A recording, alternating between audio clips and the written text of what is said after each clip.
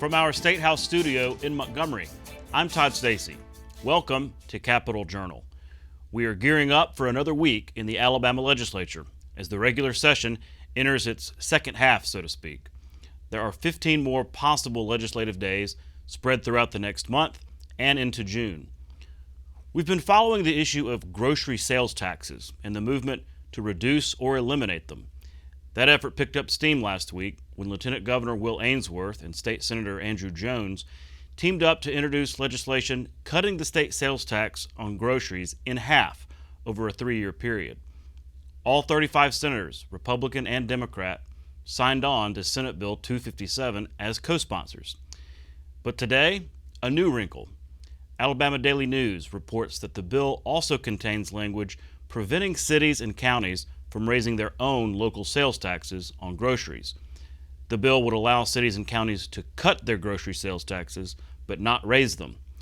Greg Cochran, who leads the Alabama League of Municipalities, said that part of the bill is problematic to his members, who want the autonomy to decide for themselves. Sonny Brassfield of the Association of County Commission said he believes the bill, as written, could put a lot of pressure on counties to remove their own sales taxes that are depended on at the local level. Senate Bill 257 has been assigned to the Finance and Taxation Education Committee, which could hear the legislation as soon as this week. Catching up on floor action from last week, the House dealt with an issue regarding Medicaid reimbursement. State Representative Kyle South is sponsoring 2 bills aimed at making Medicaid's reimbursement to medical providers more consistent. But I thank you for the work you've done so far. Every little step helps. Well, and just to your point, Yeah. kind of some further explanation, just to give you an example, like throughout the pandemic, we were saving money in Medicaid in certain instances, and there were needs beyond what we could do by law on others, and this would allow the commissioner to kind of reset those reimbursement rates within her budget allocation. That sounds good because we need every little bit, and I do understand that during the pandemic, there's an exceptional cost that's still out there that really hadn't been paid off because of the number of people that went into hospitals with the COVID virus, but they didn't have health care. So it's been an unusual stress on all of our hospitals, and as a result, some have closed, some are now in a position to close because the cost was just so great that if we had had Medicaid expansion during that time, maybe we could have provided some relief for those hospitals that are right on the bubble now, trying to stay open. And even our urban hospitals incurred such a great cost to they're not on a solid foundation either because of the number of people that came into all of our facilities, but they had no form of health care. We appreciate Minority Leader Anthony Daniels' cameo there. Both House Bill 126 and House Bill 279 passed the House and are now awaiting action in the Senate. The 16th legislative day is tomorrow, with the House convening at 1 o'clock and the Senate coming in at 2:30. Coming up next, I'll sit down with Montgomery Mayor Steven Reed for an in-depth interview. We'll be right back. You can watch past episodes of Capitol Journal online at video.aptv.org. Capitol Journal episodes are also available on APTV's free mobile app. You can also connect with Capitol Journal and link to past episodes on Capitol Journal's Facebook page. And you can listen to past episodes of Capitol Journal when you're driving or on the go with Capitol Journal podcasts. Keep up with what's happening with Capitol Journal.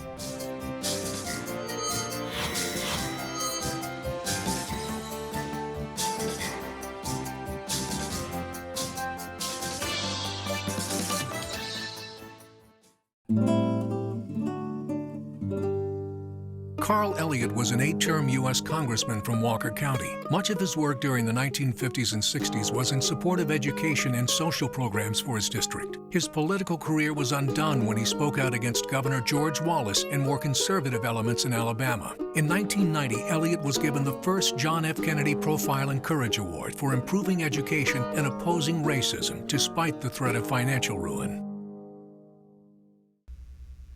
Joining me next is Montgomery Mayor Steven Reed. Mr. Mayor, thanks for coming on the show. Hey, thank you for having me. We cover the legislature a lot here at Capitol Journal, obviously with it being session, but we're in your city. We're in the capital city, and there's so much intersection between what y'all do at the city and running the city and here in the Capitol complex. And you were here a few weeks ago advocating on behalf of some of this crime legislation, particularly with retail theft. Tell me what led you and some of your fellow mayors to come out in support of that? Well, I think District Attorney Darrell Bailey, who represents Montgomery County, invited me out to that, and he knows the impact that this has, and it's something that we don't always focus on when we think about the violent crime, and understandably so. But retail theft hurts big businesses, it hurts small businesses, it hurts our economy, and it hurts those who are trying to provide jobs for others. And so when we saw the slate of bills addressing that, it was something I thought was very important to show not only my support, but it's something that we talk about even among the Big Ten Mayors Association here in Alabama. How do you address this, and how do you make sure that in a world when brick and mortar stores are closing left and right because of the advent of online shopping, that we keep those mom and pop as well as those corporate conglomerates open so they aren't going out of business or they aren't losing their margins due to shrinkage that's having to do to retail theft. Yeah, it was pretty surprising to me to hear about those numbers and just what a prevalent problem it is. And it's interesting you bring up the Big Ten mayors, because this has kind of become a force. Like y'all working together, the 10 largest cities in Alabama. You hosted a legislative reception just the other day. What's that been like working with? I mean, I guess y'all just share a lot of the same issues and needs. Absolutely. Regardless of party, mayors have to get things done, and we do. And because no one calls and asks whether or not that pothole is a Democrat or whether or not it's a Republican, they don't call and ask about the trash from a partisan standpoint. Or if the grass is cut at their neighborhood park. They want those things addressed.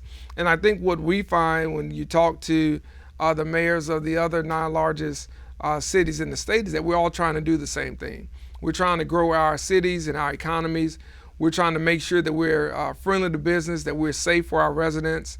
And we want to make sure that we're really adopting best practices to help our state grow and help our cities thrive. We realize that we're in a global society and we're all competing for talent, and we have to make sure that our cities are as well positioned and poised as any city in this country. And I think by coming together as an association, we're able to not only share ideas, but also to advocate for legislation that we think may be helpful for us as a state, and some of those things that we think aren't good for our state as well because of the impact they may have on our cities. Mm-hmm. Well, just recently we saw one of the first instances or high-profile uses of Anaya's law that y'all advocated for. I mean, it's awful what happened in Dadeville, but y'all played a big part in advocating for that constitutional amendment.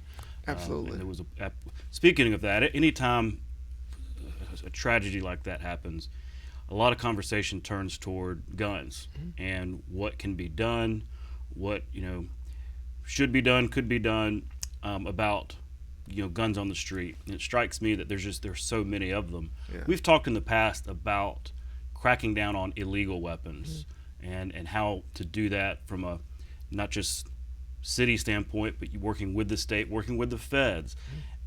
Are we in a position? Is that working? Are those relationships working in terms of trying to get illegal guns off the street? They are. They're working here because our police chief, Darrell Albert, has been very proactive in working with state and federal law enforcement, as well as our local partners, to set up stings to make sure that we are identifying some of the bad actors in how guns get on the street. And there's more work for us to do, certainly. But I think that with the amount of guns that we took off the street last year, we've seen a positive impact from his approach to making sure that those guns aren't just falling into the wrong hands, but that we're also following up on who those owners are, following up on how they got into the hands of some of the bad guys. And I think, we can do our part, whether it be through traffic stops, whether it be through other initiatives that we have to get some of the guns off the street. But I also think the legislature can do more as well. I was going to ask you, would there be, could there be legislation that gives you more tools in that illegal gun? I certainly think that there could be. I think common sense gun reform is within reach. We're seeing some other southern state legislatures approach this right now. I think there's some middle ground to be gained there so that we don't have to continue pointing the finger at either side. But let's figure out what's the difference between someone who's going out to hunt recreationally, even someone who feels like they have a right to carry a handgun. I understand that. But I think that we want to make sure that we don't continue to see the permitless carry type bills, which all of our law enforcement community was against. Our mayors were against those bills. And guess what? The legislators don't get those calls. The police chief gets the calls, the sheriff gets the calls, the mayors get the calls. And so those are some of the things that we can do. And then we also have to make sure that, we are closing any loopholes that may exist around gun shows. How do we make sure that, a bad actor or bad actors aren't using that as cover? And I think there are a couple of tweaks that we could utilize that gun shows could still be as successful and as profitable as they are for those businesses that rely on them, but that also kind of close some of those loopholes that some of the folks are utilizing to buy those guns in places and for people that they shouldn't. Now, at the end of the day, what people will share and what our law enforcement community will tell you is that most of these guns are being taken illegally. They're found in under the seat of a car that's unlocked. They're taken out of a home. We understand that.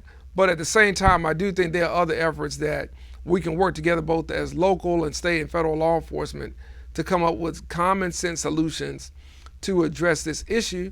And then we have to continue to press forward and let people know that there are other ways to resolve their conflicts than utilizing any type of gun. Finally, I'll say this because it's something that the Big Ten mayors, again, that we push, and that's outlawing the Glock switch and making sure that we're taking action around ghost guns. And I think that, again, we have to be proactive so that you don't have someone who's turning a handgun into a submachine gun because of one little switch that they can put on it. So those are things that I think we can work with both sides of the aisle on, and I think as mayors, we would really like to see the legislature take that initiative and to really go to law enforcement, ask for their thoughts on it, ask for their support on it, and let's do everything that we can do in this realm to really make this a safer state and certainly in our city, a safer city. Mm-hmm. Just the other day, I had your new state representative, Philip Ensler, in here, and he has a Glock switch bill, and we didn't even realize when we were talking about it that one of those was used in the Dadeville shooting, which is just horrifying. It is. Switching gears, I want to talk about Maxwell Air Force Base. If you're going to be Mayor of Montgomery, you're going to spend a lot of time talking about Maxwell. It's obviously such an integral part of this community. And recently, Montgomery got a feather in its cap for being one of the best defense communities in the country. What was its ranking? I think we were ranked 2 out of 5. Oh, wow. And I take top 5, and when you consider all the cities and communities that have a military presence, to be named one of the top 5 communities for defense by the Department of Defense, I think is not only a testament to what we do at City Hall, but what our community does in partnering and welcoming those men and women who serve in our United States Air Force. So it's something we're proud of. It's something that we work at every day. And it's one of those things that as mayor of the city of Montgomery, coming in, that you have to maximize that relationship. And, we've been able to do that even as some of the generals and commanders have gone on to other assignments to make sure that we're listening to their needs and also trying to make sure that, we're bringing some ideas to them. And so, we worked with Lieutenant Governor Ainsworth on some legislation last session. We worked with them on the DODEA initiative around education and making sure that they understand that they're important and their focus for military families on public education is a priority for us, not only in passing the ad valorem tax increase that benefits our public schools and will allow us to add more magnet school slots. It will allow us to bring on an international baccalaureate program, which is very, very important to military families, but also even working on legislation that provides for reciprocity for those spouses that are coming with the military. So we want to continue to partner with them, and we have ongoing, conversations about Whitewater and what it will mean to. Yeah, how close is that to coming on board? Whitewater will be there'll be a soft opening later this month with a I think full opening in about the latter part of June, early part of July. So they're excited about it. The servicemen and women are excited about it because of the quality of place that it brings to Maxwell. And then there's development that is currently in the works for the other side of Maxwell Boulevard. And so we've had great conversations with them about those things, but also even improving access to base housing closer to the Air Force Base and how we develop some parts of maybe Air Base Boulevard and parts of Maxwell Boulevard that at one time housed a lot of men and women who worked on the base or who were serving, but now do not. So we're looking at this both in the short term and the long term to make sure that not only we protect Maxwell, but that we grow the mission there as well. I think for so long, we haven't thought of it from that perspective. Yeah, you were talking about that earlier, and I thought that was an interesting flip the script. I mean, look, I've lived here most of my life, and yeah, it's always sort of this, we're really afraid of BRAC and losing Maxwell, but you were saying, well, look, let's flip that. Why shouldn't we be talking about growing the missions? And especially when you've got the chairman of the House Armed Services Committee representing part of Montgomery. We've got a United States Senator who lives around the corner. That's right. That's just some significant, and let's not forget Senator Tuberville, Representative Sewell. So that's a lot of congressional heft that we've got. Maybe we can take advantage of. I think it's something we have to take advantage of. I think when you consider that Maxwell now sits in Congresswoman Sewell's district, when you consider that Montgomery now has a United States Senator calling the city home, that is significant for us. And again, with Senator Tuberville right up the road, he is a big champion for Montgomery. He said to me on numerous occasions he wants to help out, and he wants to make sure Central Alabama gets his fair share of federal dollars. And then to have Congressman Rogers sitting on that perch, that allows us to think about Maxwell Gunter, in my opinion, in a totally different fashion. Not just as the place where Air University is housed, but how do we grow the mission of the Air Force and Space Force moving forward? We've got the state capitol, we've got great colleges and universities here, so we're not in some outpost. But I don't think that we've always acted like that from City Hall, and I don't mean just recently. I mean over the course of decades. When you look through the city archives, it has really been a mindset and an approach of not wanting to lose it as opposed to how do we grow it. And those are two different things. And I think with not only some of the congressional help that we have, but also our leadership here at the state level, and where some of the younger leaders in our business community want to position the city not so much as just a small village unto itself, but as a regional capital. Maxwell Gunter provides an outstanding opportunity for us to utilize a lot of the defense dollars that are out there right now, and will continue to be as more and more reshoring takes place right here in America. And as we see through the CHIPS Act and the Inflation Reduction Act, I believe there are things that we can accomplish in partnership with Maxwell Gunter, along with making sure that the Department of Defense also comes along and helps the state and helps the city with some of the things that Maxwell would like to see. And that's just an approach that we really haven't taken at a federal level, that we'll be taking under now moving forward, and we have under my administration, is to make sure that we're lobbying those agencies about some of the things they can help us do. We've got a $70 million interchange that we want to, and Maxwell wants us to bring right there to Maxwell Boulevard and I-65. Well, DOD can assist us in that. And we've gone to our senators, we've gone to our congressional delegation, and they've been helpful with securing funds for gates and other issues around infrastructure around the base. But I think the Department of Defense can be helpful in some other ways too. And I like some of the ideas that we've tossed around. I think that you'll see us implement moving forward. Well, it's kind of hard to believe, but it's time to run for re-election. It's 4 years ago you were elected. Don't remind me. And it just doesn't feel like that. Of course, you throw a pandemic in there and time just, does funny things. But you've announced that you're running for re-election. I don't know if anybody else has announced yet or not.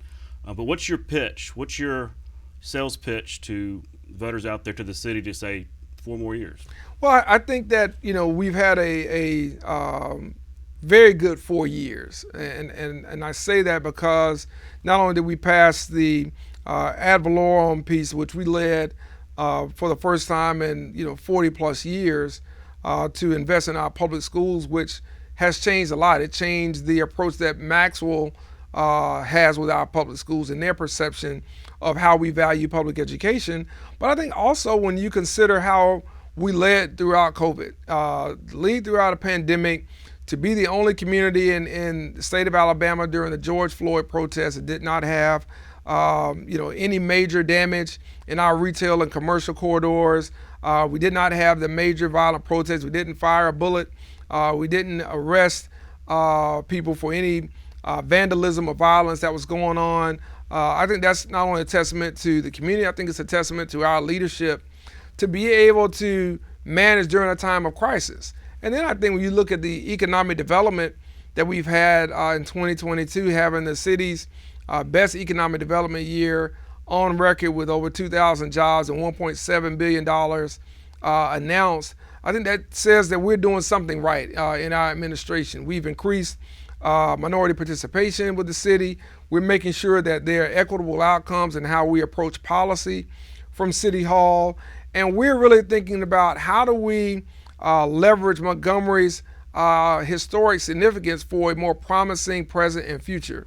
And I say this all across the country, that there may be bigger cities, but there are very few with better stories than Montgomery. And I think when you consider that, for us to now be able to bring in national foundations and international foundations and philanthropy to assist us in what we're doing, along with our tweaking of our approach to not just be a government and automotive manufacturing facility, but manufacturing community that focuses on those facilities, but also one that's looking at the knowledge-based economy. How do we recruit and retain our brightest students and our brightest talent that's from Montgomery, that's from Alabama?